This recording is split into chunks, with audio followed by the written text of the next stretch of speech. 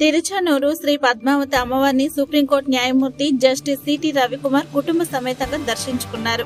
వారికి ఆలయం వద్ద ఏఈఓ రమేష్, సూపరింటెండెంట్ మధు, అర్చకులు ఆలయ మర్యాదలతో స్వాగతం పలికి దర్శన ఏర్పాట్లు చేశారు. అనంతరం వారికి ఆలయ అధికారులు అమ్మవారి తీర్థ ప్రసాదాలు అందజేశారు.